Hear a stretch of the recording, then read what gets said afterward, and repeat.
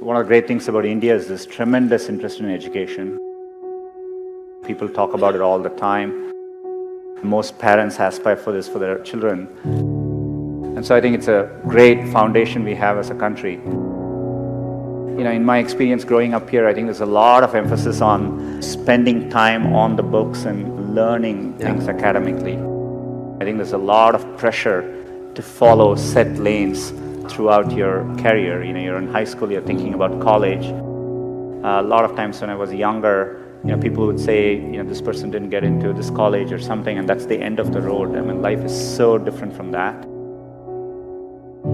I get surprised people start preparing for IIT in their 8th grades. That's a bit shocking to me. I get very surprised people come to IITs and immediately they are thinking about IIMs and so on. The US, for example, most students don't choose their majors till their final year. So people explore different things and find what they're really passionate about. The way I dealt with these things was try and feel what I really enjoy doing and pursue that. I would do what feels something like you like spending time on. I would use that as a yardstick and not feel the pressure to do what others are telling you to do. I've always wanted to work on computing, build computing products.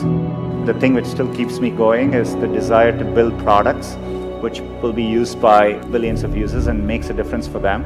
And that's what I've been focused on. It doesn't need to be even in engineering. There are many, many different ways, and you will see this later in life. People do well from all walks of life. I think education needs to evolve and change just like with everything else. Getting into an elite institution doesn't guarantee success. It matters a lot, but it doesn't guarantee success. I would like to see people value creativity, value experience of doing things, taking risks. It is important to be well-rounded. I would encourage people to try different things, take some risks, follow their passions a little bit more, enjoy what you're doing. And what matters most is loving what you're doing and trying to do well at it. So I think if you follow your heart and do what you like, you will always do much better. It's worthwhile taking risks and trying to do something you're really excited by. And if the first attempt you don't do it, you can try again, and things tend to work out in the long run. If you work on really difficult things, you're better off because you have no competition. Others aren't working on that difficult a problem. Even if you fail, you end up doing something great in the process. You want to aim high enough that you fail a few times. I think that's the natural part of the process. Setbacks actually don't matter. In Silicon Valley, part of the reason so many people start up a company is, starting up a company and even having failed, you can wear it like a badge of honor. And I think that's important. Culturally, risk is rewarded.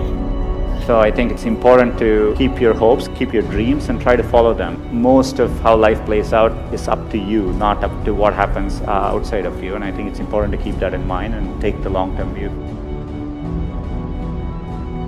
Some point in your life, you have to work with people where you feel a bit insecure, because that means you're working with people who are better than you and who are pushing you. If you actually feel very secure in what you do, it means you're doing something comfortable and you're not pushing yourself. There are many, many times I've felt working with people in a group, am I doing enough? These people seem much better than me, and I think it's an inherent part of learning. And as a leader, I think it's really important to build organizations where people actually want to work together and trusting them to doing the right thing. And as a leader, it's less about trying to be successful and more about to make those people successful. I'm absolutely, with full certainty convinced that India will be a global player in the digital economy, and it'll be competitive with any country in the world.